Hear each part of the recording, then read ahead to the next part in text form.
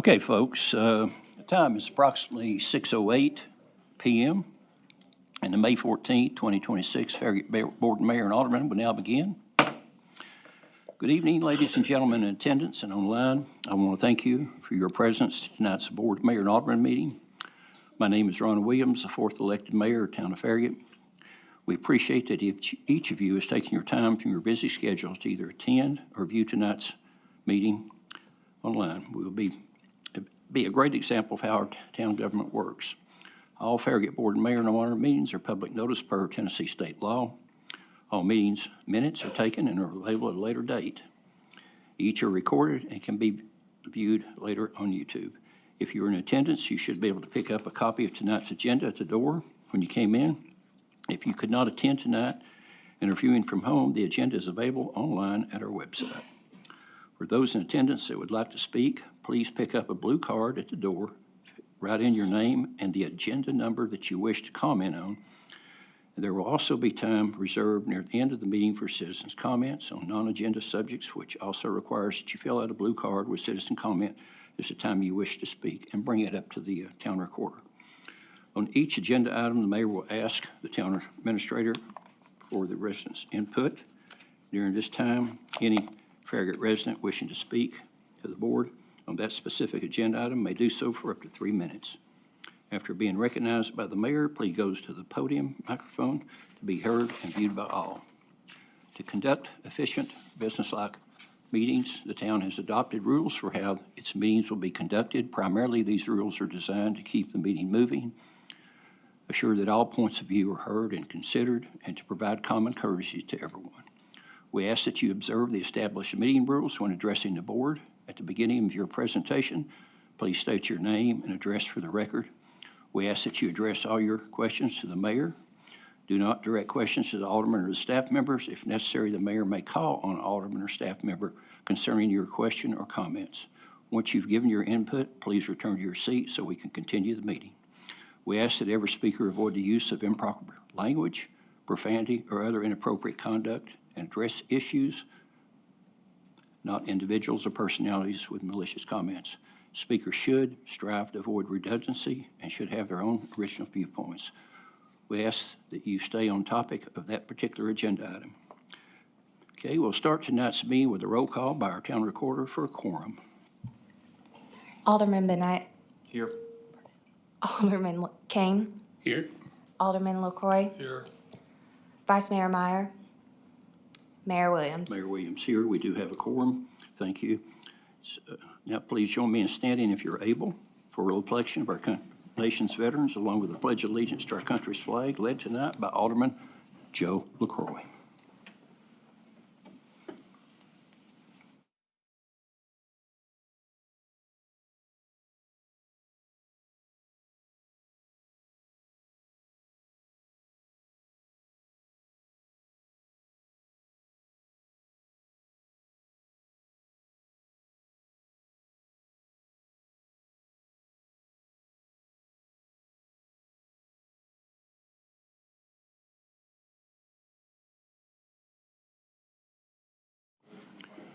Okay, thank you, Joe. Okay, on the agenda, do we have any amendments? None? Okay, I'll ask. Okay. Okay. If in favor of approval, please say yes. Yes. Yes. Let the record show that the May 14th, 2026 agenda has been approved as posted.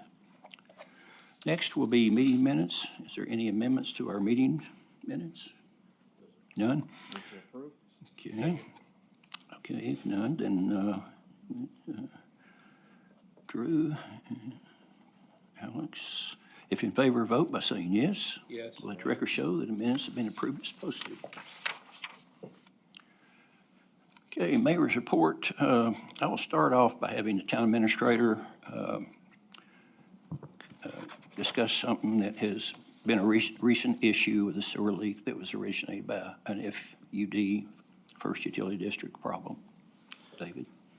Sure, thanks, Mayor. I think it's important that, I know there's been a lot of information tried to get out on social media and in our website and in the newspaper this week about the sewer leak that happened with the First Utility District pipe along North Fork Turkey Creek.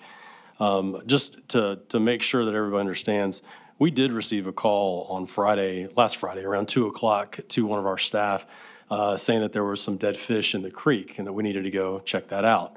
That's the first time I know in my time here at the town of Farragut I've ever had that phone call come in. And so obviously a lot of people are wondering, what do you do with that? And so we bantered around and talked and worked it out and sent it to our park manager to look at. It's in our park, Founders Park. Somebody was playing in the park and saw it. And so we sent that to our park manager. Unfortunately, he was out of the office that day.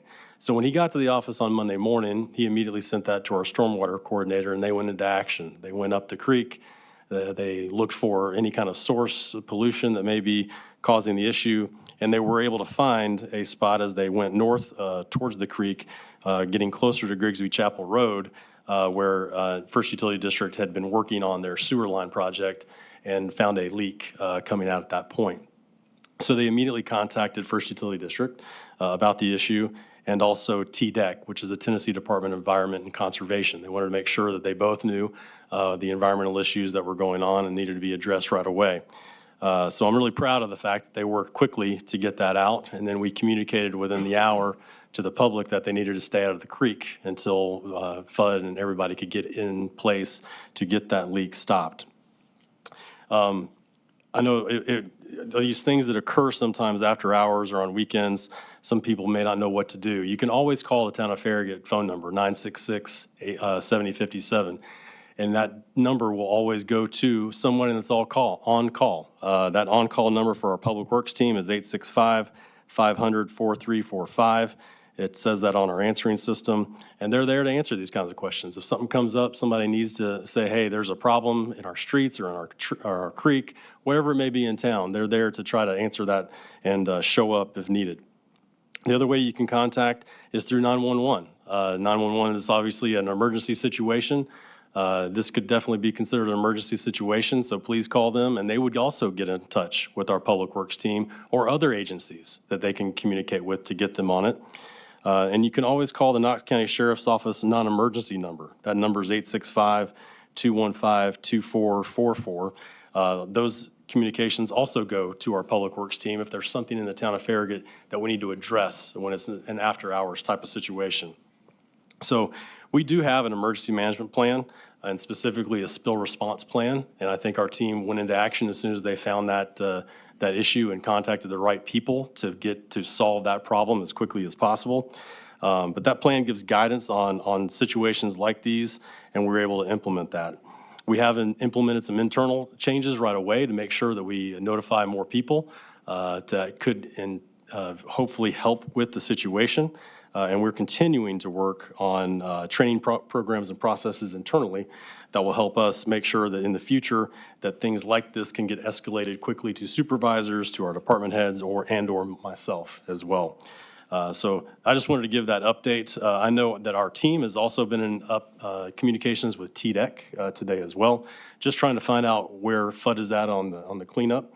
They are currently monitoring the creek in several different locations up and down the creek for different bacteria levels. As soon as those levels get down to a level that they feel is okay to be back into the creek, then we will let everyone know, they will let everyone know, and then we can take down the barriers that are up there right now, specifically in Founders Park and up and down the creek. So if there's any questions the board has at this time, I'm happy to try to answer those, or we can certainly take those later if the board allows. Okay, thank you, David. I'll ask Alderman Burnett if he has any questions. Just a couple basic ones. Are there damages? Do we expect FUD or TDEC, probably FUD, to help fill back up the creek with living life after things are clean? I mean, I've never been through anything like this, but surely being FUD's line that broke, they would be on the hook to fix it, correct it, but then in a longer term, like, how do they help the health of that stream return? That's a great question, Alderman. I think TDEC would certainly be the agency to communicate with and find out what there would be, if anything, any kind of remediation that they would need to do to the creek itself. But they, I know, are in contact with First Utility District on what that needs to be, and those two agencies would be communicating back and forth on what they would need to do. Okay, thank you, Alderman Kane. I think you've got something that you need to discuss as well. Just kind of to go along with what Drew, have they discussed any remediation type, what they're going to do? I've been down to the creek with some of the residents in Village Green, and if you look at the rocks along the shoreline in the creek, there's a gray slime sludge, stuck to them and so on. Is it a matter of just monitoring water, or are they going to go in and actually clean the creek out? Again, I don't have an answer to your question today. I think it's more of a question for TDEC, and we can continue to talk to them about what it is that would need to happen. I think a lot of it has to do with weather, rainfall, things like that would cause higher flows to occur in the area. That would certainly help, I think, clean out that creek bed a lot faster if we were to get some rainfall. But in general, TDEC will be working with them on trying to figure out how to remediate that. Okay, thank you. Okay, Alderman Corey. I have nothing. Nothing? Well, my concern is they went in there, what'd you say, with a skid steer or Excavator. excavator, and just whatever tree was in the way, they knocked it down in the process of getting to it. So most of the time when that kind of thing happens, they need to go back and fix what they tore up. So I think that would be something that we do need to make sure that happens all along that whole corridor. I mean, whatever they tear up, they need to fix. That's always been our policy, so I think we need to hold them to that as well. Okay, does anyone have anything else they want to discuss? If not, we'll move on to proclamations, and I'll call on Alderman LaCroix to go ahead and read his, please. Thank you, Mayor. I feel very privileged to be able to read this proclamation tonight. Whereas Ehlers-Danlos syndrome, EDS, are a group of 13 heritable connective tissue disorders that together affect 1 in 5,000 people.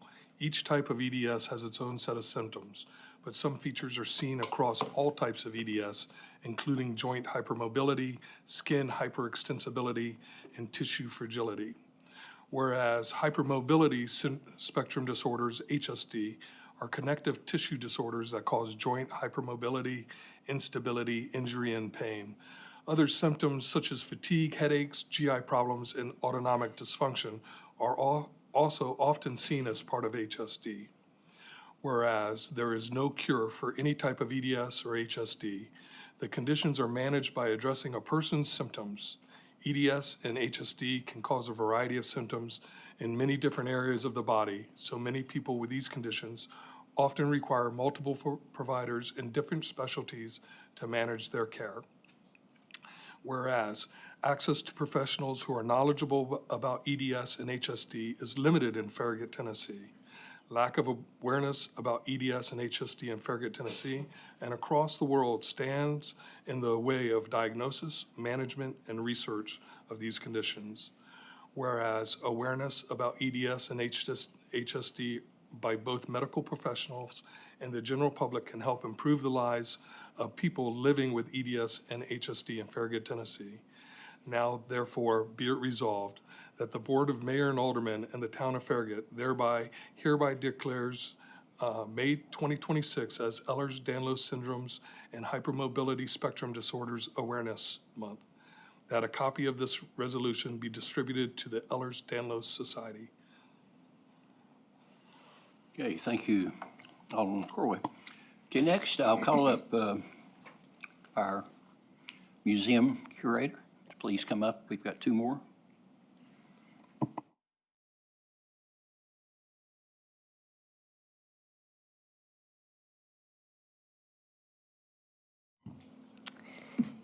Thank you for having me. Mayor Williams asked me to come read this proclamation for designating Frank Galbraith as the official Town of Farragut historian. Whereas Frank Galbraith has been a resident of the Town of Farragut for 85 years, and throughout that time has demonstrated a deep love for his community and the people whose lives he has enriched. And whereas Frank Galbraith faithfully served his community as an educator for 40 years, including 3 years at Halls Middle School, where he started the track team in 1967, followed by 36 years at Farragut Middle School and 1 year at Concord Christian School. And whereas Frank Galbraith has presented the Day of Infamy program for more than 20 years, first for his middle school students and then later for the Farragut Museum as a special speaker around December 7th each year, sharing important historical perspectives with the community. And whereas Frank Galbraith has generously shared his knowledge about the history of our area, including the Concord and Farragut communities, as well as the official founding of the town at the Intro to Farragut classes since 2013, with presentations that are consistently engaging and uniquely delivered. And now, therefore, be it resolved that in recognition of his unwavering commitment to preserving and sharing the rich history of the town of Farragut and surrounding areas, his dedication to inspiring the community and his many years of distinguished service, the Board of Mayor and Aldermen and the Museum Committee of the town of Farragut do hereby recognize Frank Galbraith as the official town of Farragut historian.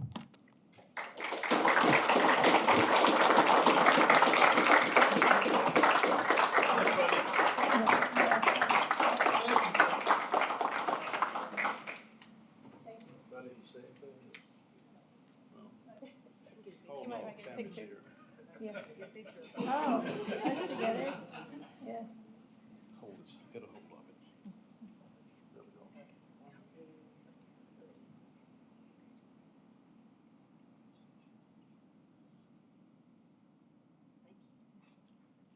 Thank you all very Thank you. much. Thank you so much.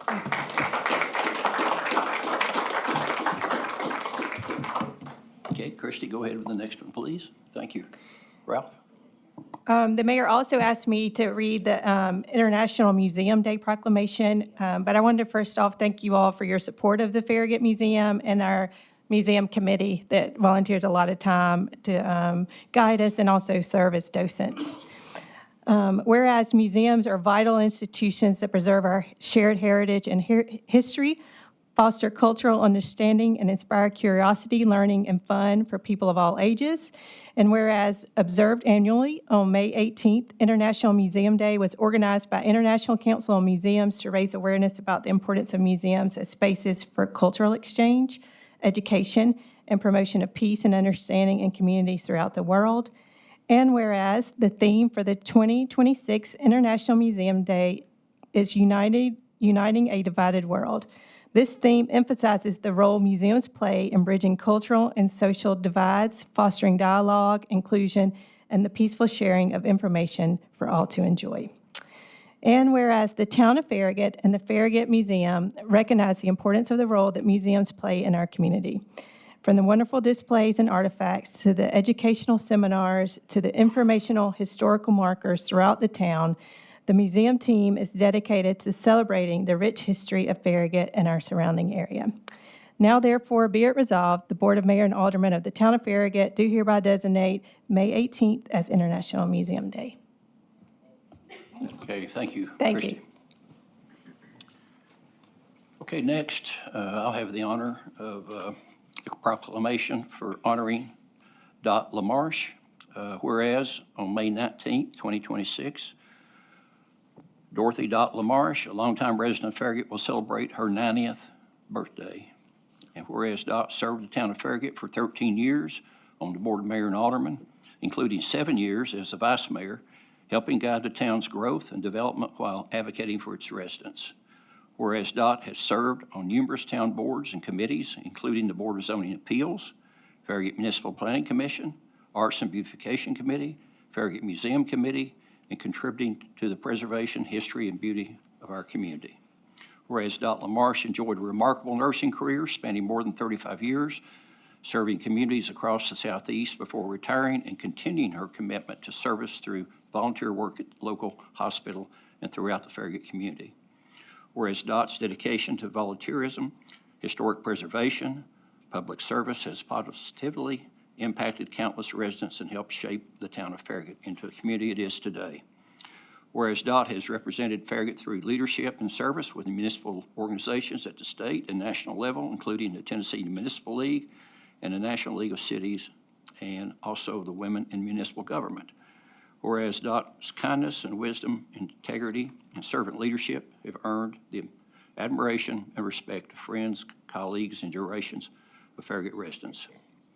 Whereas the town of Farragut is proud to recognize and celebrate Dot LaMarche for her extraordinary contributions, her lifelong dedication to others, and her unwavering love for her community. Therefore, let be it proclaimed that Board of Mayor and Alderman and the town of Farragut hereby recognize and honor Dorothy Dot LaMarche for her 90th birthday and express sincere gratitude for her many years of faithful service, leadership, and volunteerism to the town and its citizens. It be further proclaimed that May 19th, 2026 be recognized as the Dorothy Dot LaMarche Day.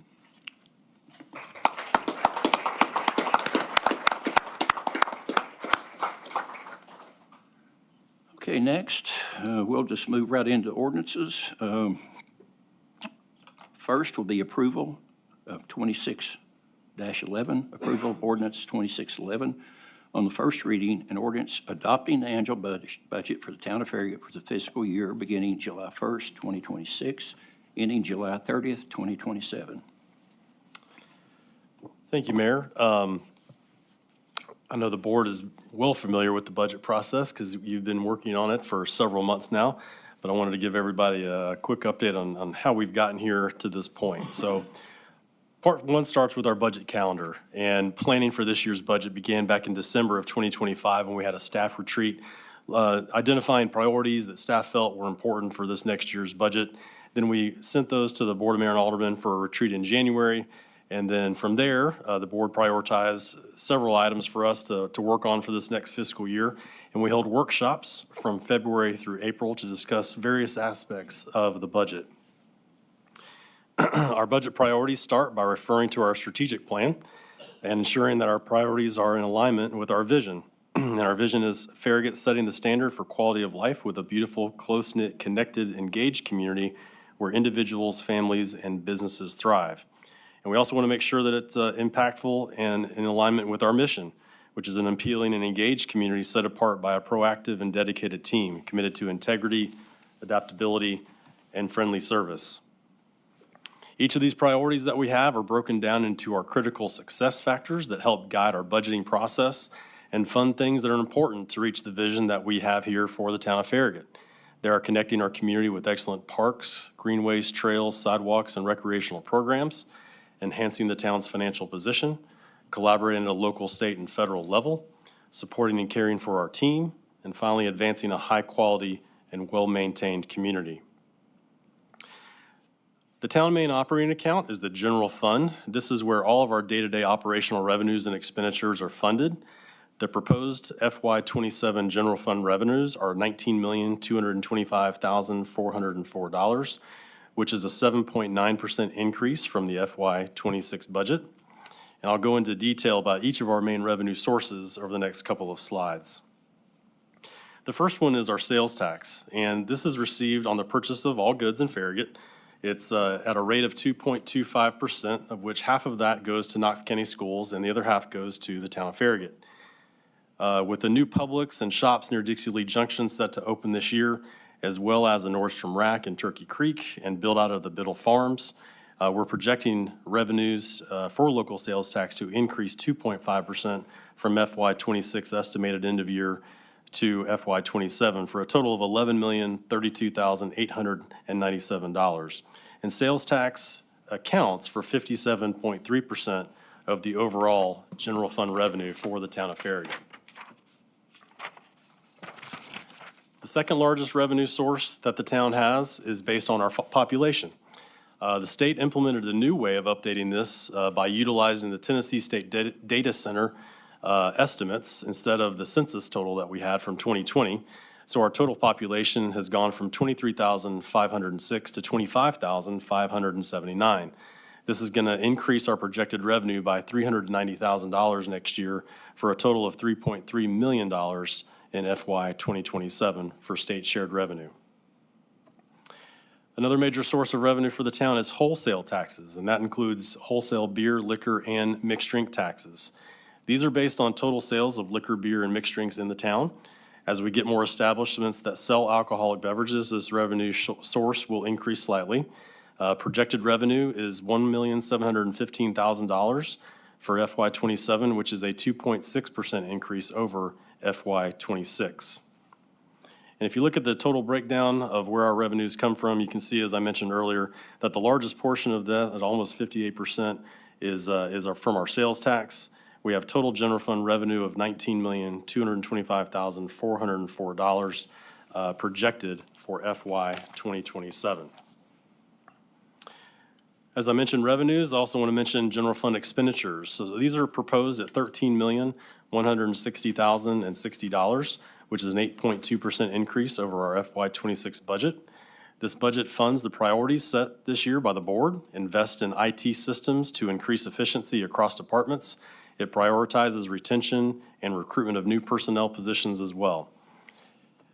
Since the town of Farragut is a service industry and we need people to provide those services, you can see that people make up 67% of our overall operating budget in the general fund, and 33% is the operating, that we have to work with, operating capital each and every year. We do have some program changes planned for this next fiscal year. Those program changes are made up of two different categories. One is benefits, and so one of the drivers of cost each year is to make sure that we are investing and putting back into our team. This year, I'm proposing a 3% cost of living adjustment and a 3% merit increase to keep our pay structure and wages competitive with our industry. Health insurance is also anticipated to increase 7% next year. So in order to offset some of this cost increase, we will be modifying the employer-employee ratio from 90% 10% to 88% 12%. The total cost of these benefit adjustments is projected at $467,936. There are also personnel positions that we'll be proposing for next year's budget, and those include changes throughout the organization that will help us maintain our service levels and keep up with added infrastructure and facilities. These different personnel positions and investments in people that we have are reflected in a total of $431,130 in additional cost to the budget. Our total program changes looking at next year is approximately $900,000 heading into FY 2027. And if you look at our overall 10-year revenue versus expenditures history, the green bar there is the revenues and the purple bar is the expenditures. Overall revenues have exceeded expenditures for the last 10-plus years, which allows the town to pay cash for large investments that we make back into the community. Some of the other funds that we have with the town in this year's budget include our equipment fund. Our equipment fund is where we utilize and purchase plan for new replacement of vehicles and major equipment. This year, we have a total transfer from the general fund of $235,000 into the equipment fund with expenditures of $265,000. Our ending fund balance is $1,294,226. Next up is our tourism fund. Revenues in the tourism fund come from a 3% tax that visitors pay on the cost of a hotel room each night. This is estimated to be at $557,000 in FY '27. Total revenues are $612,549, and expenditures are projected at $1.2 million, with $500,000 of that going to fund one-time expenditures for wayfinding, Phase 2 plan implementation, and a portable stage. So our ending fund balance for tourism fund is projected at $335,041. Next, we have our State Street Aid Fund. Our State Street Aid is where we budget funds for road resurfacing and repairs. Funding comes from state and motor fuel taxes with proposed revenues of $1,050,000 in FY '27. We've been ramping up our paving program over the past 3 years with total expenditures of $2,283,000 projected for this year. This should allow us to resurface approximately 14 lane miles in FY 2027. Next up, we have our ADA Capital Projects Fund. Town of Farragut has made tremendous progress in its ADA improvement plans the past few years, with many of them coming as we resurface roads and get intersection ramps compliant with ADA. There are no specific projects planned in FY '27, but there is a transfer from the general fund of $150,000 and a total fund balance of $1,091,951 in the ADA Capital Projects Fund. Our second largest fund, other than the general fund, is our Capital Investment Program Fund. And the CIP is where we place all of our large projects over $25,000 that take significant planning, resources, and usually extend over multiple years.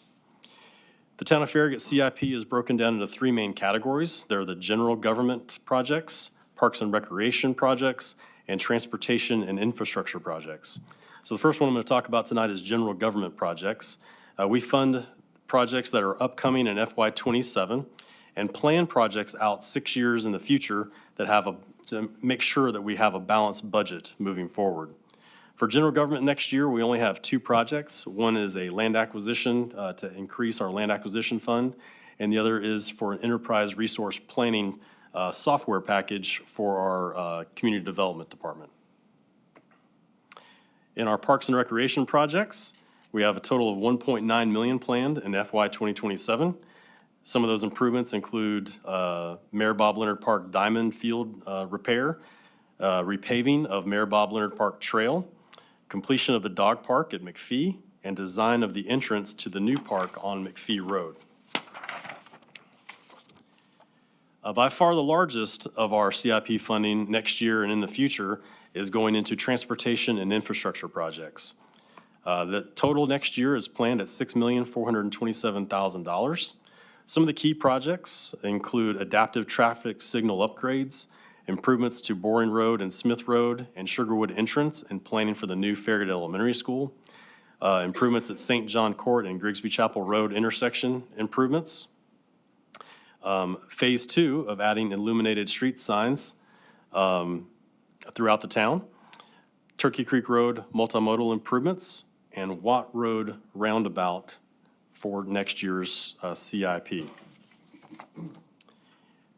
Overall, 85% of our funding over the next 6 years is going towards traffic and infrastructure projects.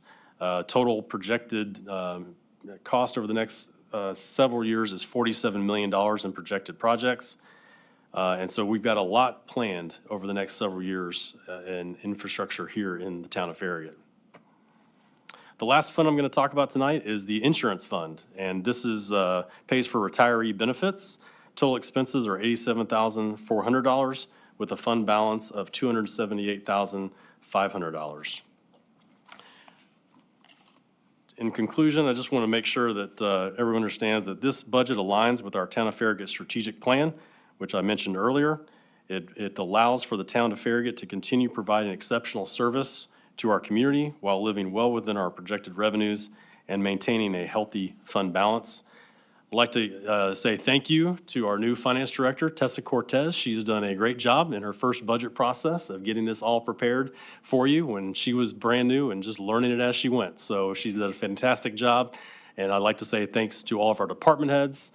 They've done a great job in getting all of their priorities sent into us to see what they needed for each of their departments for this past year.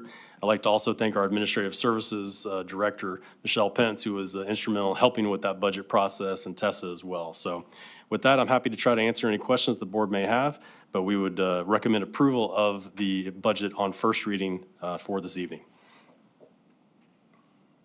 Okay, thank you, David. And at this point, I'll need a motion. Move to approve. Second. Drew, okay, Drew. And we'll start off with any questions for David from Alderman Burnett? No questions right now, Mayor. Okay, thank you, Alderman Kane. Nothing at the moment, thank you. Okay, Alderman LaCroy. I have no questions, but I want to reiterate the staff did a great job. It was a long, drawn-out process. I say long, drawn-out process. It was a lot of work on their part. All I had to do is sit and listen to what they have to say and ask questions. So thank you very much. Okay. Okay, I don't really have anything either. It's it has been the usual time that it takes to do this is quite long, but it's necessary to do what we do with the funding that we have. So at this point, I will say that the discussion is closed, and I'll ask the town recorder for a roll call vote, please. Mayor, we may have some public comments. Oh, we have somebody? Okay, go ahead. Sorry. Candace Viox, 11045 Farragut Hills.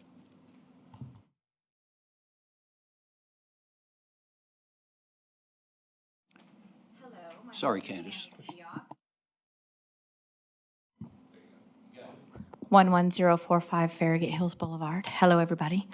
I just want to personally thank all of you for taking a few minutes over the last couple months to personally meet with me, review the Farragut Business Alliance's summaries of achievements and goals for 26-27, and allow us to share our mission and purpose with you as your local municipal business alliance partner.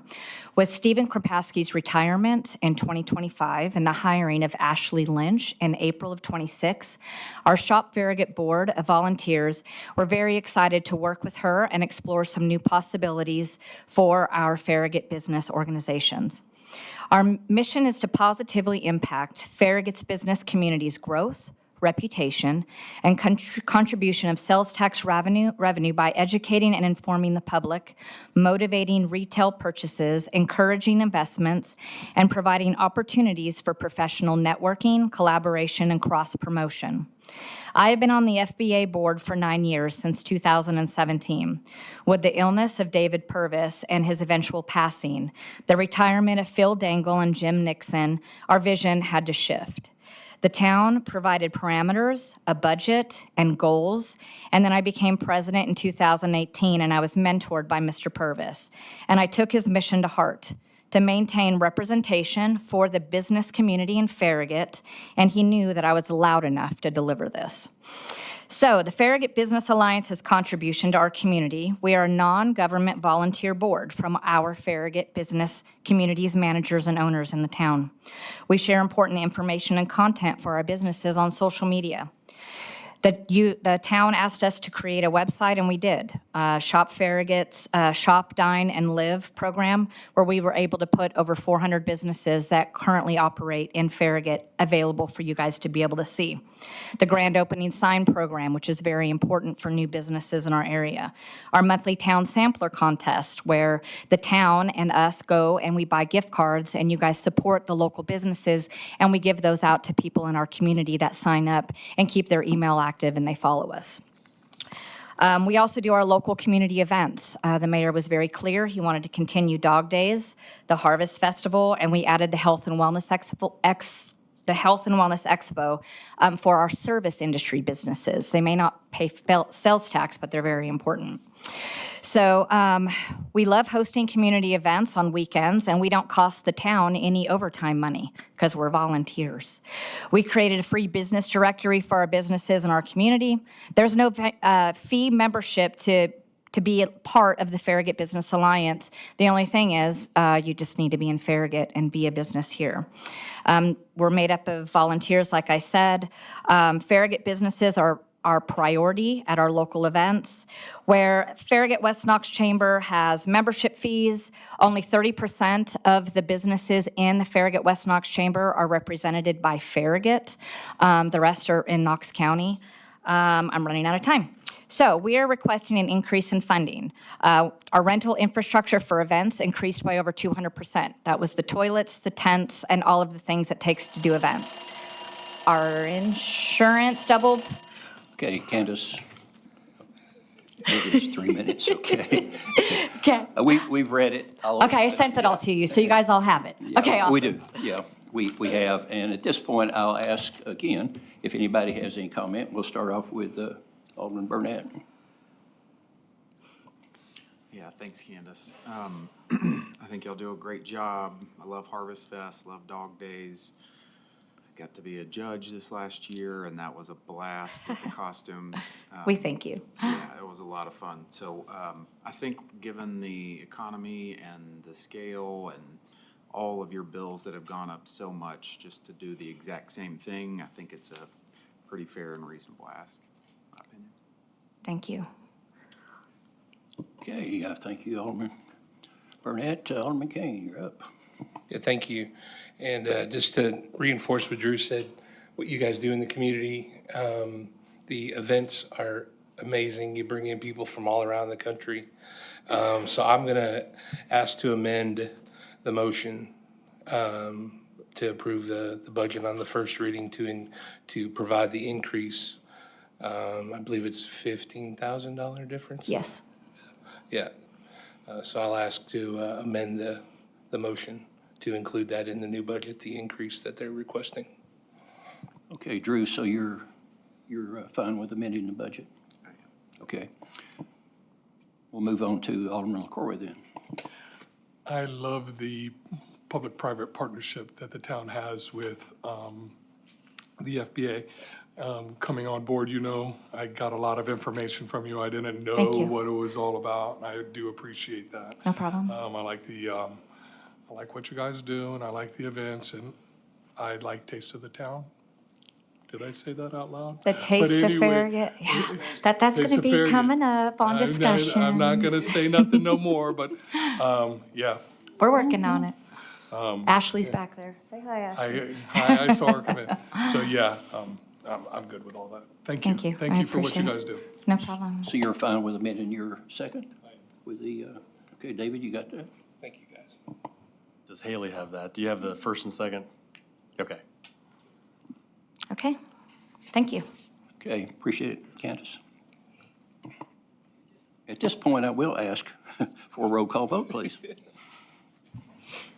Alderman Burnett, Yes. Alderman Kane, Yes. Alderman LaCroy, Yes. Mayor Williams. Mayor Williams, yes. Let the record show that ordinance 26, amended ordinance 2611 has been approved on the first reading by unanimous roll call vote, May 14th, 2026, at approximately 6:50 PM. Okay, thank you, gentlemen. Okay. Okay, next will be ordinance 2607, an ordinance on the second reading and public hearing for approval of I'm ordinance. sorry, Mayor Williams, we have two more that would like to speak on that item. What now? We have two more Oh, I'm citizens. that sorry. want- I'm sorry. Okay, you have to let me know because. I know, I'm I sorry. roll. Joey Ruffalo, 11319 Campbell Lakes Drive.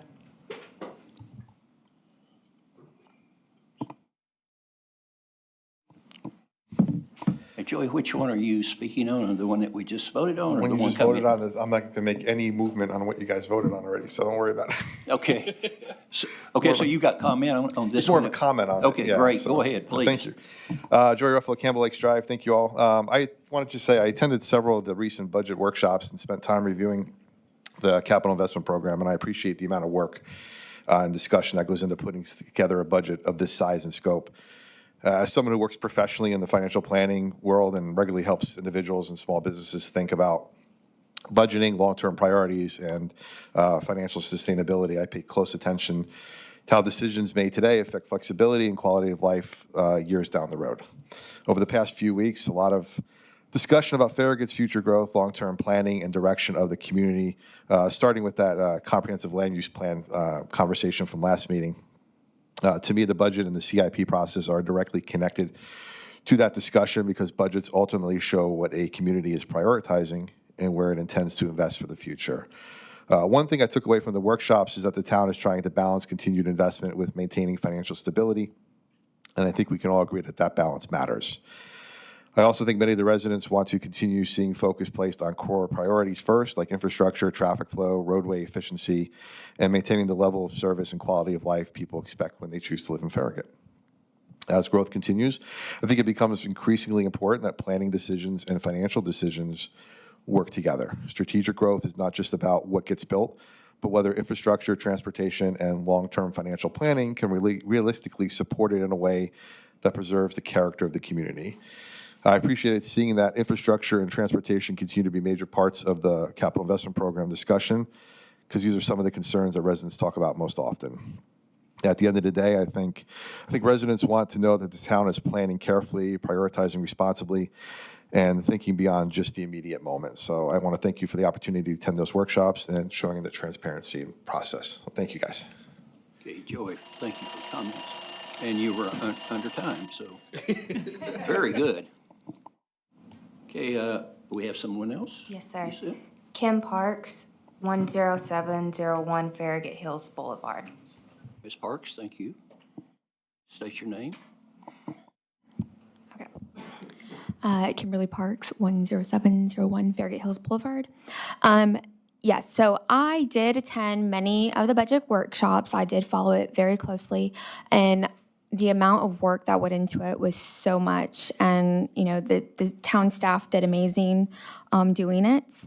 And I don't think that me being up here is going to sway anything that you guys just voted on, unfortunately. Because I do disagree that you guys put an economic development coordinator in there. Being in the field that I am, I have had the pleasure of working with economic development director in my previous job. And that is not a job for a town employee. That is a private sector job that somebody goes out and do. The only difference between what this job description has and what we already currently have with the FBA, if you guys haven't seen the new website for the FBA, you guys should go look at it because it's great. But anyway, is the fact that they go and recruit people. That is not the town's job. That is a job for private sector.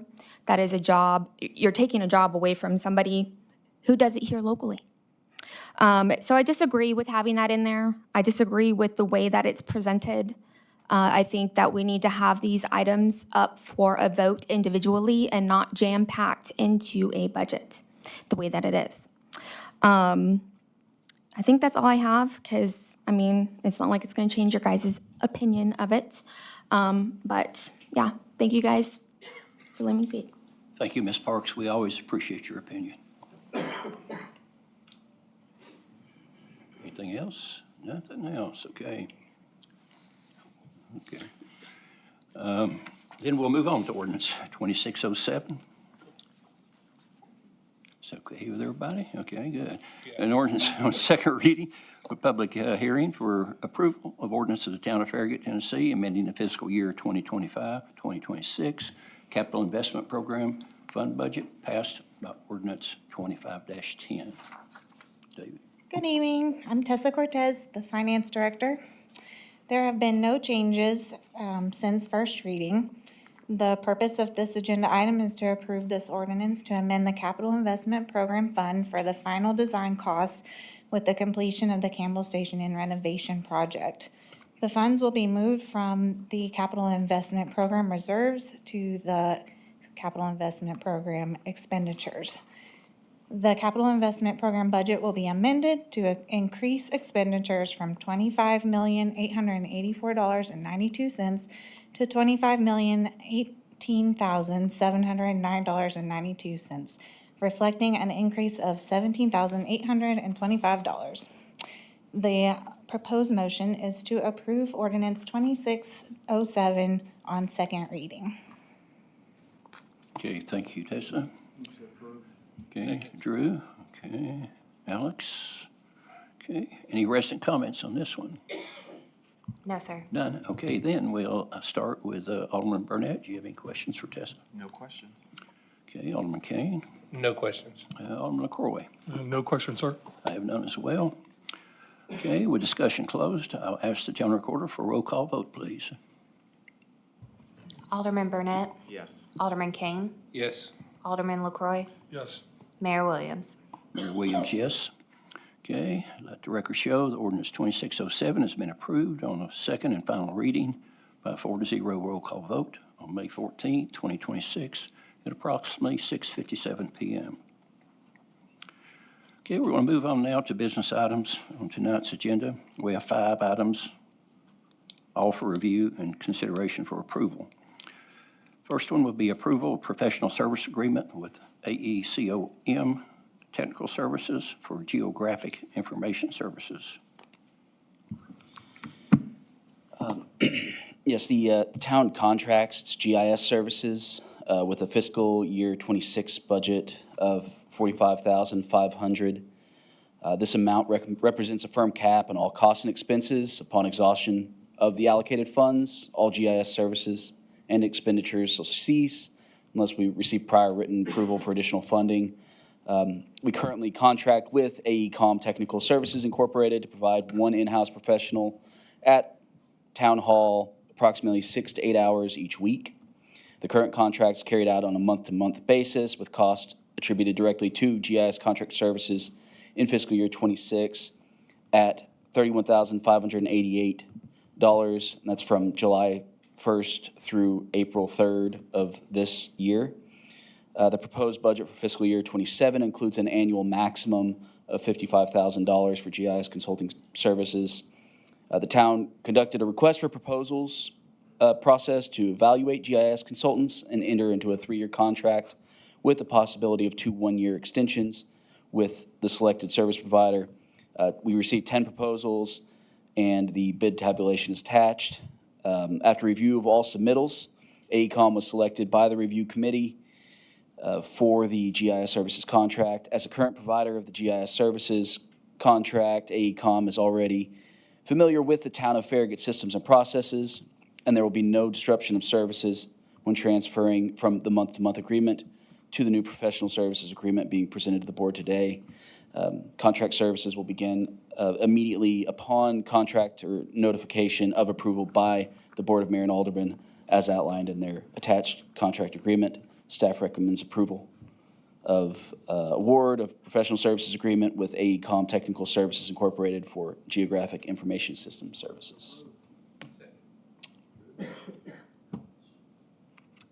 Any resident comments on this one? No, sir. Okay, then we'll move on to discussion. I'll start with Alderman Burnett. No questions. None, then I'll go on to Alderman Kane. No questions. Alderman LaCroy. I just want to say that Carrie does a great job for us, and she's been here for a while. It's a good deal. Yeah, I have to agree with Joe on that one. Okay, with discussion closed, I'll ask if in favor, vote by saying yes. Yes. Yes. Any noes? Let the record show the agreement has been approved as requested. Next will be approval of professional services agreement with JMT Inc. for the right-of-way acquisition services for the Virtue Road Phase 2 multimodal improvement project. Darrell, you're up.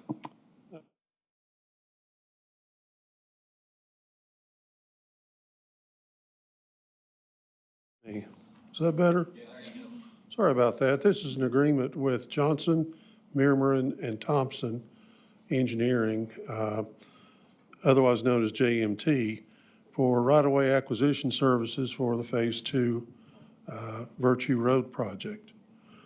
Under this contract, they intend to conduct negotiations and coordinate all acquisition services while subcontracting the appraisals and closings. They have a total fee of $249,600, and staff recommends approval.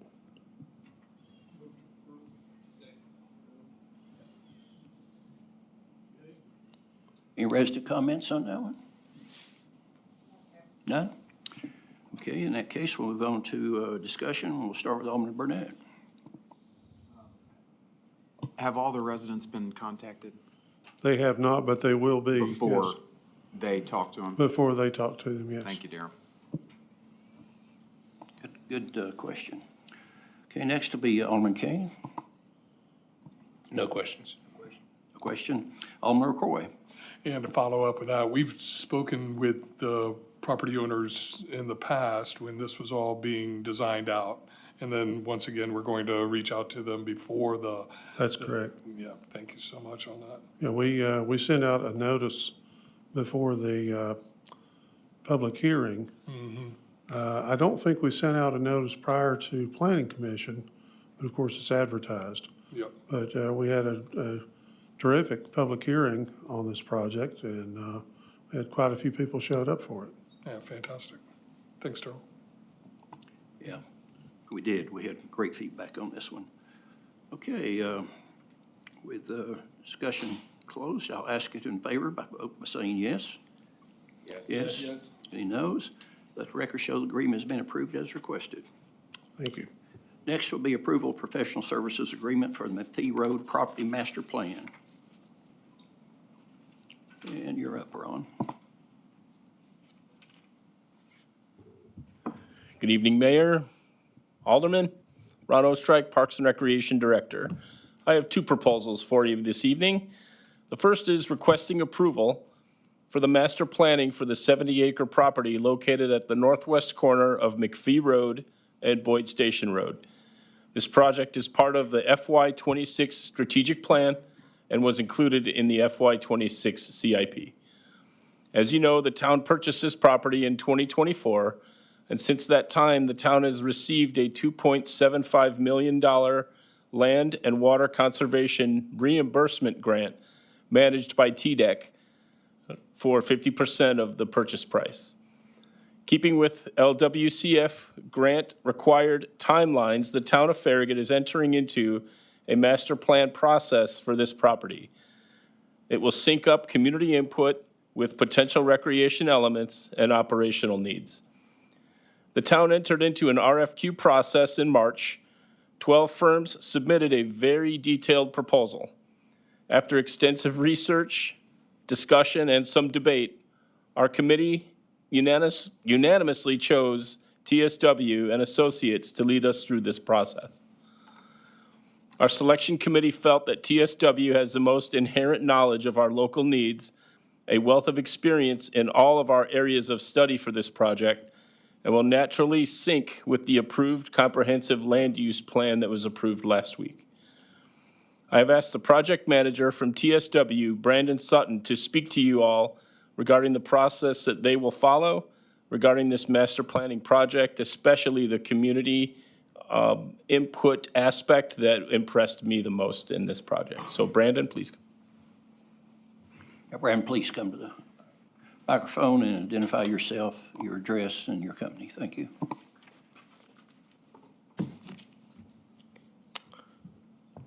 Good evening, Mayor, Alderman. Thank you very much for the introduction, Ron, and for inviting TSW to come to this, to the town hall meeting tonight. We're excited to be here, really excited to talk about the potential to work with the town of Farragut on this park, on the 70-acre master plan, and to listen and discover with you all and the community about what all this park might include. As Ron mentioned, TSW already has a history of working with Farragut from past projects. In 2024, let's say, I believe it was, we were here working with the community on the mixed-use town center visioning plan. Last year, we worked a little bit with the community on, or with the town on street section typology, and now most recently, the comprehensive plan. With the comprehensive plan getting underway, with similar scheduling as the park master plan, it gives our team a unique advantage in how we'd work with the community, with the town. At TSW, as TSW gets deeper into the process, we'd have direct insights into the matters that inform community needs in real time, including areas immediately adjoining the park itself. We know that land uses, mobility, housing, economic development, these all shape the way spaces are created. And we know that the 70-acre space on McPhee Road would be no different. We're no strangers to public engagement in our work, and we believe it results in plans that are ultimately more responsive to a community's needs and more responsive to a community's aspirations.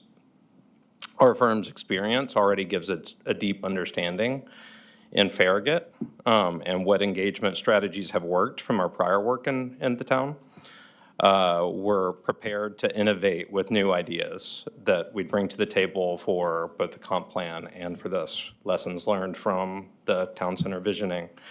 In both the comprehensive plan and the park master plan, we envision an approach that includes public meetings, a community survey, stakeholder interviews, a workshop, and an open house. These are all pretty conventional means to engage with the community. And those are, I believe, all parts of the town center visioning plan. Working in the same office allows us to openly collaborate and communicate between a team of planners and landscape architects, such as myself, and really in the ways that the comp plan and the park plan would intersect. We also would be able to coordinate towards an eventual pop-up event, which is different than the town center visioning. It's something new that we'd be bringing to the table, and I'll get to that in a moment. And we'd want to try to intertwine those efforts as much as we could for that pop-up event to occur and explore that opportunity. So for those unfamiliar with what a pop-up is, it's basically where we bring the planning process to the community. We go to an event where the community is already engaged. They're there for a farmer's market or a big holiday celebration. They're there for something where they arrive. This is different than your typical public meeting, an open house, where it might cater to maybe a slightly narrower demographic. You're able to expand upon that by doing these pop-up events. That was something that we didn't do in the town center visioning, and I understand that that was something unique that we would like to bring to both of these planning processes that we're talking about today. So in thinking of a pop-up, it typically, it creates an opportunity to engage with a broader, diverse audience. We know that there are schools here, there are families with small children. I myself have small children. I know how difficult it can be to go to those public meetings like that. It really gets all generations in those places to engage with these plans. Our prior work with Farragut already gives us a starting point of relationships with the town and a general knowledge of the community. As places and people evolve, we know that there's still a lot to learn about this town and the places in which it's centered, but we're ready to dig in. And with that, I'd hand it back over to Ron.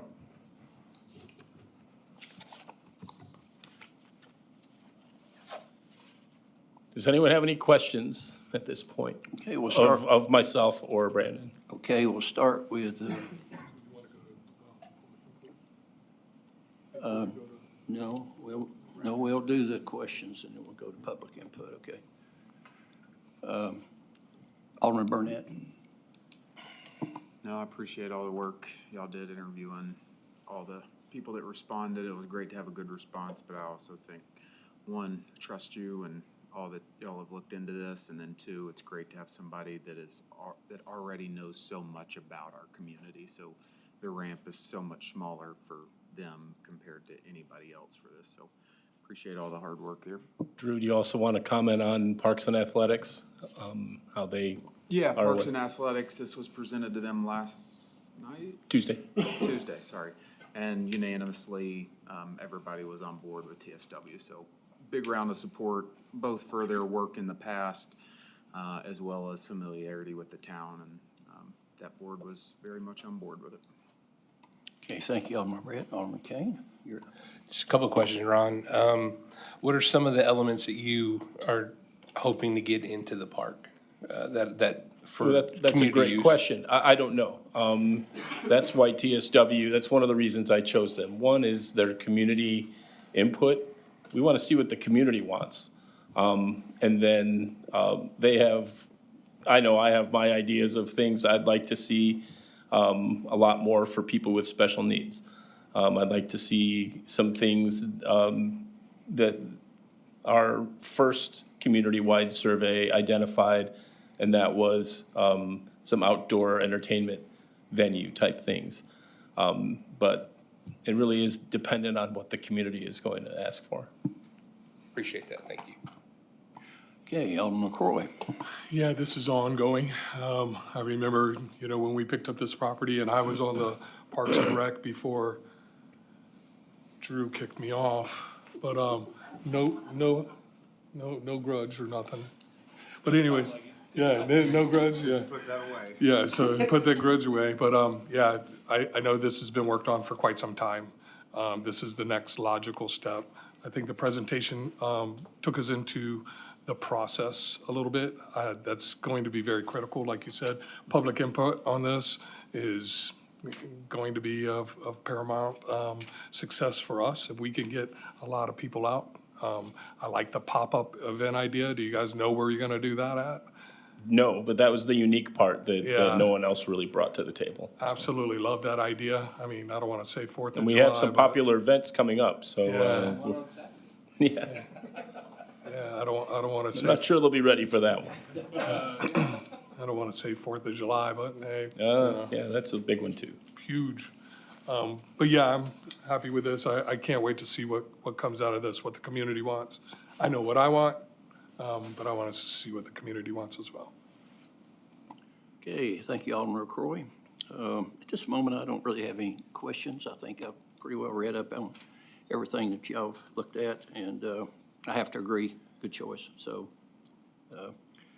do we have anybody signed up to speak? No, sir. We do not. Okay, with discussion closed then, I'll ask You need a motion and a for a second, I believe. yeah, for a motion, and, Move to approve. okay. Drew. Joe. Okay, then, with that done, I'll ask if in favor, vote by saying yes. Yes.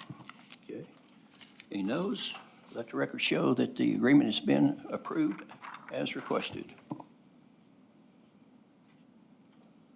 Okay, next will be approval of contract 2026-26, construction of restroom facility at McPhee Park, Dog Park. Mayor and Board, if you recall, 1 year ago around here, you approved to reject bids on a prefabricated two-room restroom building for the McPhee Dog Park with bids that came in close to $400,000.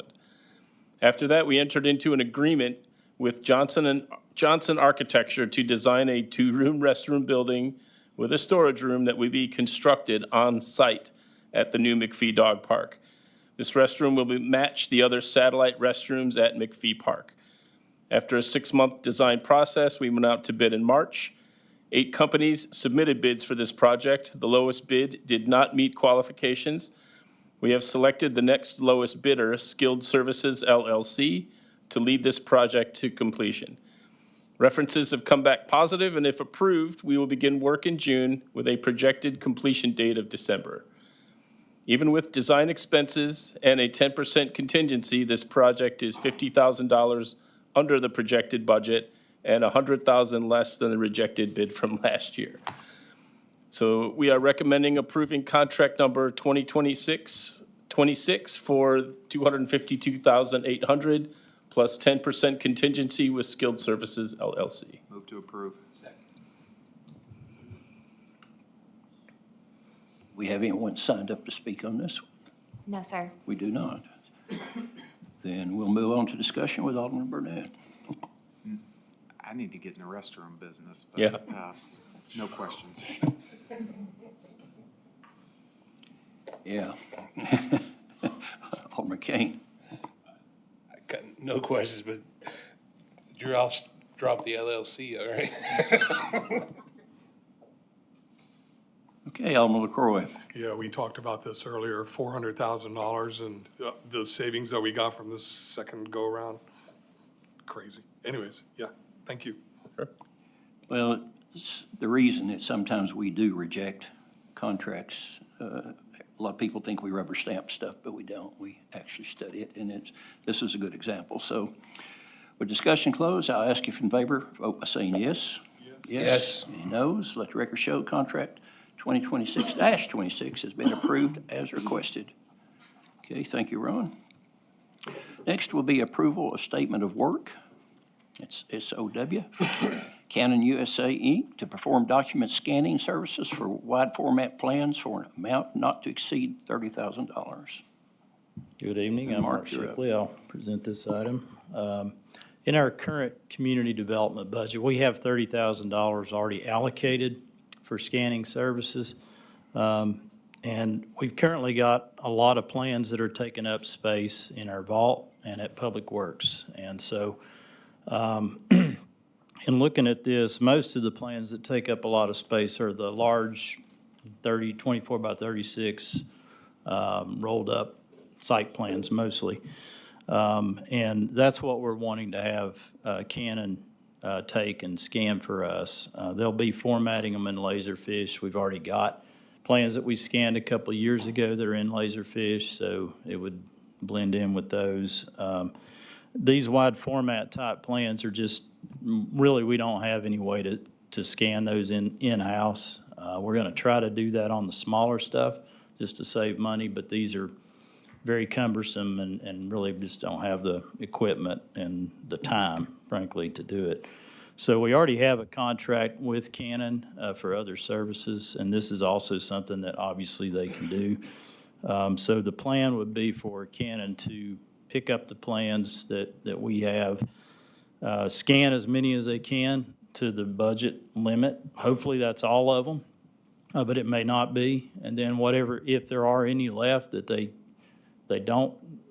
can't scan because of the money, then they'll bring those back for us to figure out what we want to do with them. We may take them down to FedEx, and if it's not a lot, and just have them scan the rest of them. But I think they'll be able to scan most of them with the money that we have already allocated. So, but since this does exceed $25,000, it is being presented to you all for your approval of the statement of work with Canon to provide these scanning services. And the staff recommends approval of this statement of work with Canon USA for document scanning services for an amount not to exceed $30,000. Move to approve.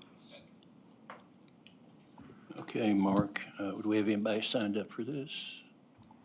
No, sir. No? Okay. Okay.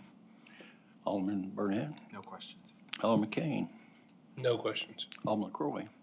This is the third go-around of scanning documents. Are we getting most of our large format plans electronically now? Yeah, all of them. All of them. So this is kind of legacy stuff that we've maintained and must maintain forever and ever and ever and ever, whatever. Yep, Okay. that's true. Yeah, all right, thank you. Okay, Mark, are all of them worth keeping, or is it just, Well, there's some of them we have to keep with the record retention requirements. We have gotten rid of the ones we don't have to keep. In fact, I've had a whole 2 truckloads of plans that I took to recycle down in Knox County that we were able to get rid of, large format plans that we did not need to retain. But the ones that we have left, we are required to retain those permanently. And so we really don't have a choice with those. okay, then I would ask that we amend the budget to get them all. To do it, because if we're required to keep them, we're required to keep them. And these folks have the capability of doing this, so. I'm okay with that. Mayor, we'd have to get a quote for that. I know we haven't got a quote for the rest of them, but we can certainly do that. It may be 2 separate transactions. One Okay. was approving this tonight and then coming back with that next transaction, depending on how much it is. Okay, I would like to do that. I think we've got a consensus. Okay. Okay. Well, with that said, discussion closed. If in favor, vote by saying yes. Yes. Okay, noes. Let the record show the statement's been approved as requested with the requested amendment. Okay, next will be citizen comments. At the end of our business meetings, we have reserved some time for citizen comment. I think we probably have some signed up to speak tonight, and I'll ask each speaker if they've had the opportunity to read the comment protocol located on the back of tonight's posted agenda. If so, please step up to the podium microphone when you're recognized, state your name and address for the record. You'll have 3 minutes to give your comments. And I advise our board and staff members to take notes for future reference or for questions. And start out with the very first one. David Nelson, 344 Dominion Circle.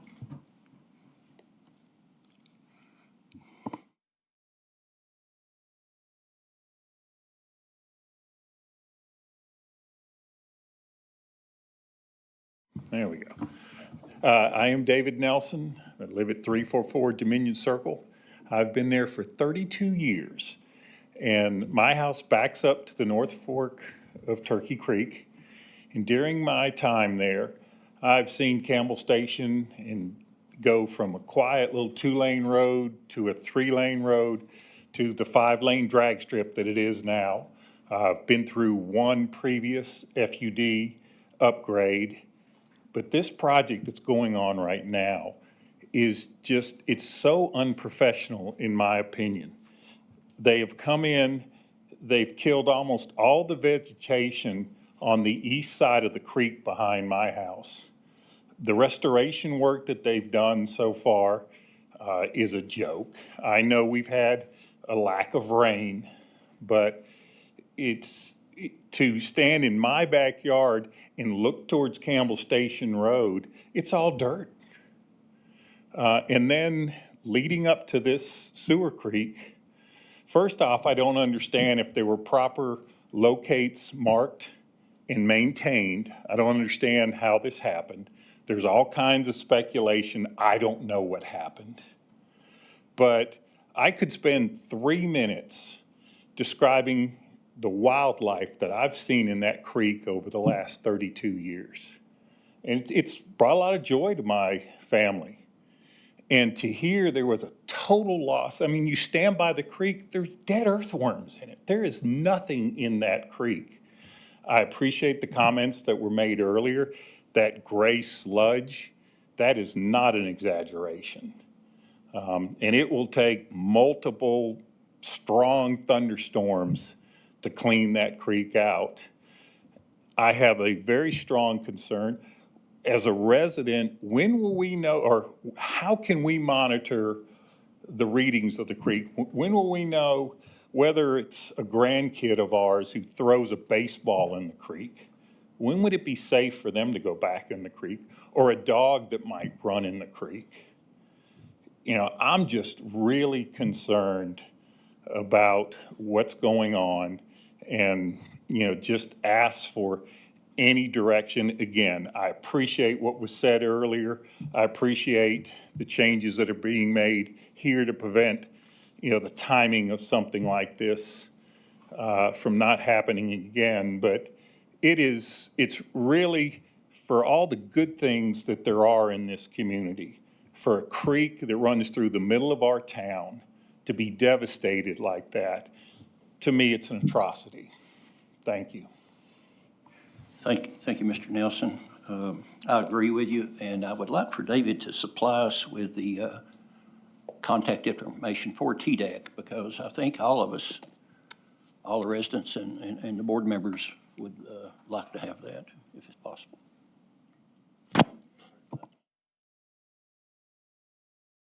Wait just a minute. I can give it to you now or later. Whatever. Okay. You got a pencil, Mr. Nelson? I can get with you afterward. I can get with you afterwards too. Okay. But just in general, you can certainly contact First Utility District. They're the ones making all of the readings out there on a regular basis to check the flow and the bacteria levels. Their number is 865-966-9741. TDEC also. There is not a direct person on that project, but I think if you call that number, you can get their main engineering department, and they can give you that information. Engineering, okay, thank you. And then TDEC, that's the Tennessee Department of Environment and Conservation. Their External Affairs Office, their number is 865-314-1539, and they can certainly give you more information about what their requirements are to make sure the creek gets cleared up and cleaned up. Okay. I think on this, I'll do a round of comments, and then if we got another speaker. Yes, sir. We do? Well, let's do our round of comments first, okay? Alderman Burnett. Yeah, Dave, can you just kind of highlight what we're doing? I know this is FUD's. This is on FUD. TDEC's involved. But I still feel like we have to do a lot here.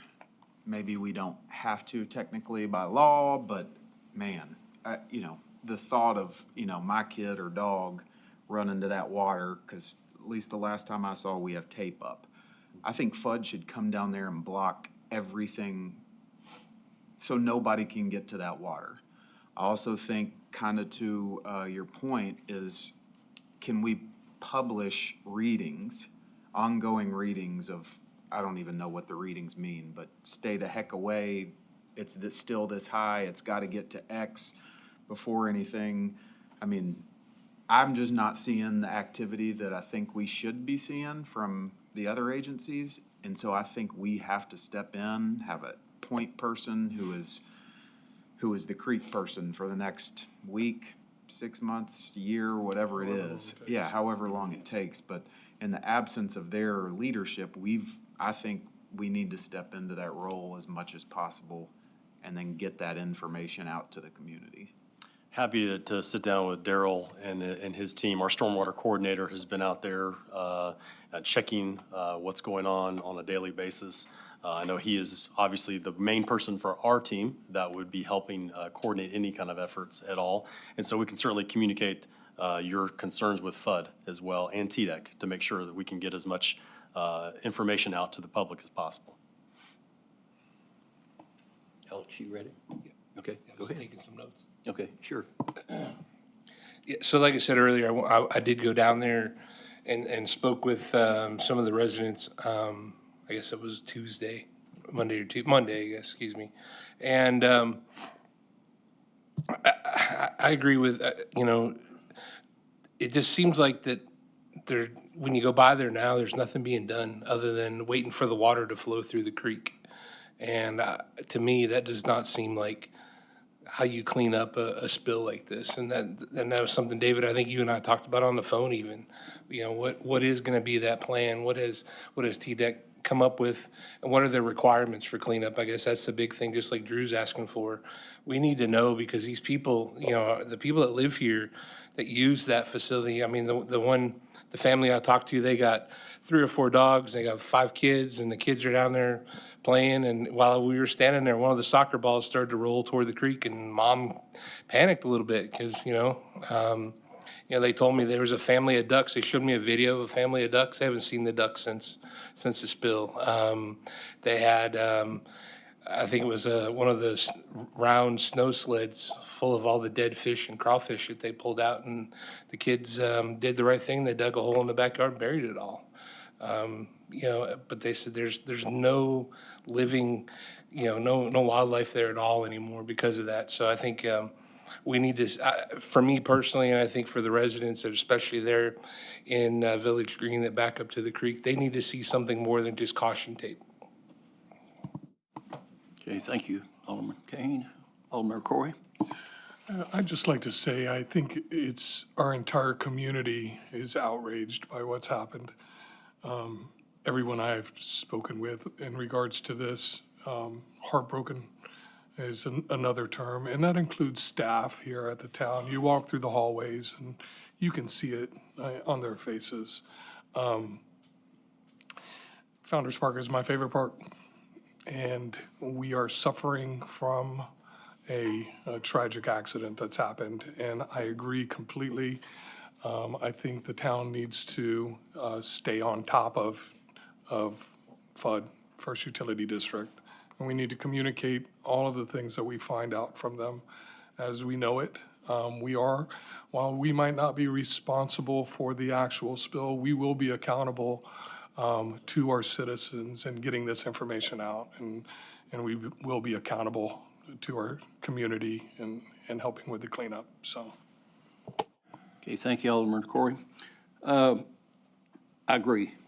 I think our stormwater guy can, he's the one that found it. He's pretty much on top of it as part of Daryl's crew. And what I think we need to probably look at, First Utilities is the one that supplies our water. Okay, and if there's a fire plug up there, they can get a hose and let's run it, because that's the only way you're going to clean this up. With the chemicals that have to go in there on top of it in order to do this. So I think that's a suggestion to them, is to use their water to flush this thing out, to get it moving. So that's my recommendation. Let's see, we're done with those comments. Let's move on to the next speaker, please. Matthew Rockers, 352 Dominion Circle.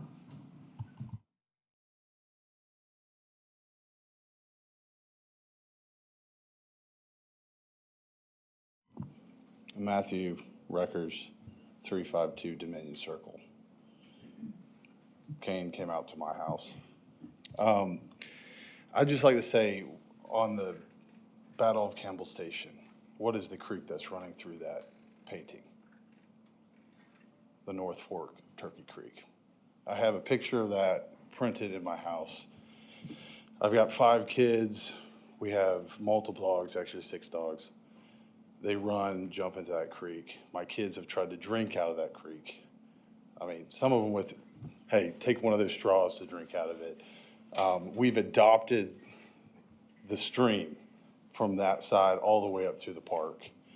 So twice a year, my kids get out there, we clean up whatever flows down. Okay, so I know that that's not my property. It stops right before it hits that creek. But I can tell you, we spend our life there. Okay, so, you know, so this is huge on my heart. But when it comes to this, I'm the one that brought it up. I came on Monday to the town of Farragut. I came in person to try to explain what had happened. I knew what had happened, you know, because I could smell. I was out in my backyard mowing with the kids. I could smell the massive stench. I could see it in the creek. It had wiped out all the wildlife, all of it. It's dead. Crawfish crawling out, dying, fish dying, my kids burying those fish, even snakes leaving the creek. I've never seen snakes leave the creek. So, you know, it's heartbreaking.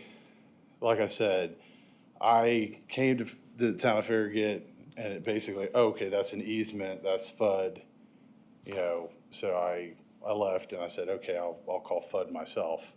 Call it FUD. Well, how do you know this? That's the town of Farragut. So at the end of the day, this is the town of Farragut. The creek is Farragut. FUD dumped, I don't know how much, over 3 days, how much sewage dumped into that creek. All the chemicals, it's wiped out everything. I don't know if it's safe to go in there. My kids, I mean, I don't know when we can go back, but we have a thing. So I was getting a runaround back and forth. Hey, it's their problem. No, it's your problem. You know, and so that's really where, hey, when you make a mess, clean it up. What's going to be, who's going to hold them accountable to do something here? I haven't seen that. You know, what's going to be done to restore this? Are they going to put more crawfish in there? Are they going to put more fish in there? Not just washing down with rainwater. You know, let's wait till the storms wash it down to God knows where, into the lake. So. Okay, thank you, Matthew. Do we have anyone else signed up? Yes, sir. Jeremy Brewster, 12610 Brass Lantern Lane. Do you want to discuss his? Mr. Brewster, this is a citizen comment. Your decision on what you want to discuss, okay? Well, I didn't know if you guys were going to discuss what he wanted to say. Well, I think we pretty well covered. And this is true, too. Alderman Kane did look at the mapping there for the fire plug, and there's one very close by. So, I mean, I think we're going to push to try to see if they can't beat the rain by using the fire plug and their water to wash that downstream to wherever it goes with whatever chemicals it takes to neutralize. Okay. Go ahead. All right, Jeremy Brewster, 12610 Brass Lantern Lane. I'm still trying to memorize my address because I just moved there. Gentlemen, gentle ladies over here. I actually have 2 things to state. I wasn't prepared for the traffic on McPhee when I moved over there. That's one of the craziest crossover traffic through. It's dangerous. When a park was first designed, there should have been mitigations in place. These things can be done quick, easy, and in an agile way. I would recommend that because it's dangerous. I saw someone pass someone going 60, and they were going like 110 right in front of the park. It's just every day from 8 to 11, it doesn't stop. That's not really why I came up here, though. The first one was the gentleman who was the historian. I'm going to tell you a story, and it'll make sense at the end. There was this family that was born in the country, Turkey. It became dangerous during a revolution. They moved to Iraq, where this girl was born. And she, it became dangerous there during a revolution, so they would kind of move over to Iran. Her mom would teach at a Jewish school, and it became dangerous in Iraq, so they moved to Iran, where at the time it was safe. And then during the 70s revolution, obviously they had to leave and go to the UK. She actually ended up in Chicago and went to Terre Haute, Indiana, became the first female analytical chemist in Terre Haute that supplied compounding to Eli Lilly and Company, which is where I work. The reason I'm bringing this up is I literally had this discussion yesterday in Fresh Market at the free coffee stand. And it appeared to me after listening to the history guy, you have an absolute magnificent historical presence here in Farragut. You have individuals that moved here that have backgrounds that are just unbelievable. I couldn't believe the story I was hearing, how her dad would transport like Jews from Iraq to Iran secretly. I would recommend for you guys to really think about putting up some sort of like reach campaign to get these stories, because they are history, and this is partially Farragut history. I know we talk a lot about the founders and Admiral and stuff like that, but I personally have had unbelievable conversations with people that have moved here that have histories that you just wouldn't believe. Fresh Market of all places. So I'm kind of recommending y'all maybe think about doing a book or something like that about the people that are here now, and getting their history. That's all. Is that all you got? Yeah, it was random, I know, but. No, that's okay. I mean, that's a good suggestion, Jeremy.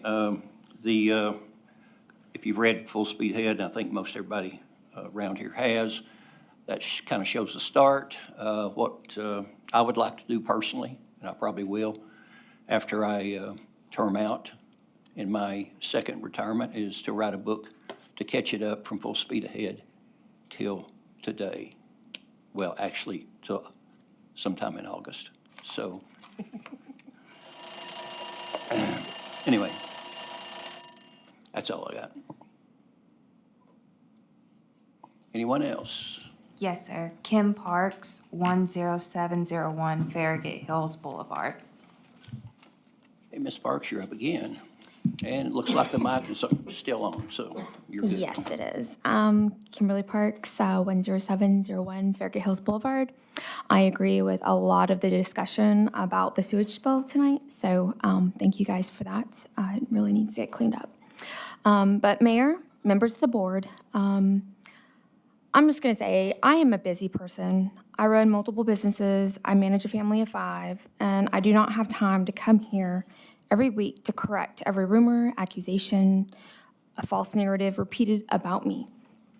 But March 26th Bowman meeting cannot go unanswered. On March 4th, I emailed every single person on this board to include Louise Povlin, town attorney, and David Smoke. I waved the white flag. I asked for the behavior to stop because someone was once again posting things that I believed could put me in physical danger. That was not me escalating anything. That was me asking elected officials to recognize that the rhetoric had gone too far. Instead, I was met with the words from the mayor, "You started it all, you can end it all." That was not leadership in my eyes. That was very poor wording. Then just weeks later, March 26th happened. And Louise and Jay Povlin were allowed to stand before this board at this podium and make false, damaging, and slanderous accusations about me in the public meeting.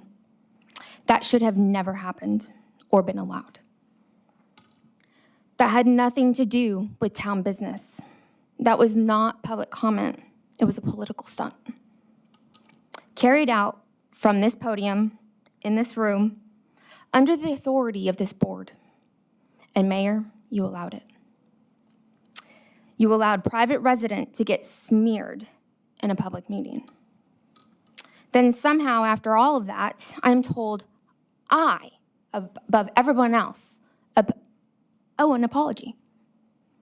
I'm not standing here because I'm hurt. I'm standing here because it needed to be addressed. I'm an independent woman.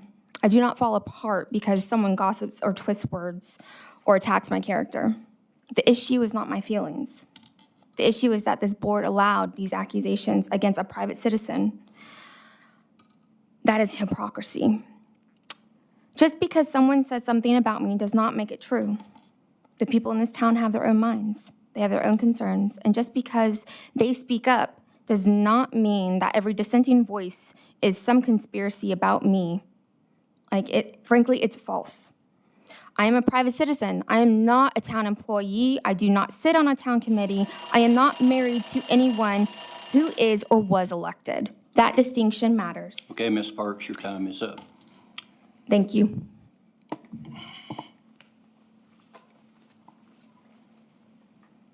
Okay, anyone else? None. Okay. Well, I will answer Ms. Parks. The reason I said you started it, you can end it, is you did the same thing that you accused the Poblins of with one of our employees, okay? And it was pretty bad to the point to where she's no longer with us, okay? And you know who I'm talking about. And that's not the first or the last time that you've done something like that. So when I said you start it, you can end it, that's a fact, okay? And this is not a debate, so that's all I'll say about it. We'll move to David. Yes, sir, Mayor. At this point in the year, with our budget winding down the next couple of months, we typically get to the point where we have a lot of budget transfers between line items, and so I've passed those out to the board, and I'm just going to go through those. So our ordinance for our budget allows the town administrator to make these line item transfers within the same fund, up to $25,000 per change, and so I wanted to walk those through with you individually. The first we have is from our engineering department. We moved $10,500 from traffic analysis line to the traffic signal maintenance line to take care of some maintenance contracts with the My City central software going in for our ATMS project. Next, we had community center landscape maintenance. We moved $8,000 into our town hall building maintenance, and you're going to see a few of these transfers going into town hall building maintenance. We had a couple of repairs for a sewer line that we had that needed some major repair, and then also an HVAC system that went out that we had to completely replace. Next, we had parks maintenance, landscape maintenance. We moved $8,000 into town hall building maintenance, again for a similar project that I just talked about. Next, we moved money from our programs for Tree City, which is in our community development department, into our town hall building maintenance for, again, the HVAC units that we just talked about needing to be replaced. That's $7,500. We have moved from finance and auditing services, $3,200 to our town hall building maintenance fund. Next up, we also moved $5,000 from our community development department to overtime within the community development department to catch up on some residential plans reviews and some overtime we needed to make that happen.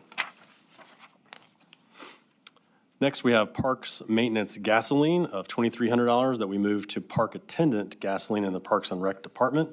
Again, that's $2,300 that we moved from one part of Parks department to another. We also had our volunteer program in the Parks and Rec department. We moved $500 over to the Community Center Recreation Department for our ABC, which is our Art and Beautification Committee quilt show, and for our art and photography show this year. Next, we had our volunteer program, our park equipment. We're both in park programming. We moved $15,500 to the Community Center Recreation line item.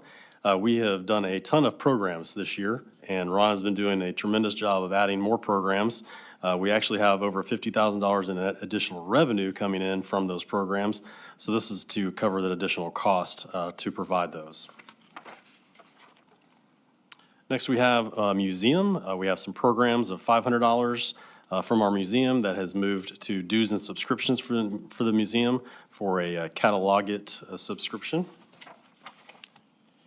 And our last transfer this evening is a tourism department moving $4,000 from regular employee wages to museum for regular employee wages, as we're nearing our budget for those wages in that division of the tourism department within museum.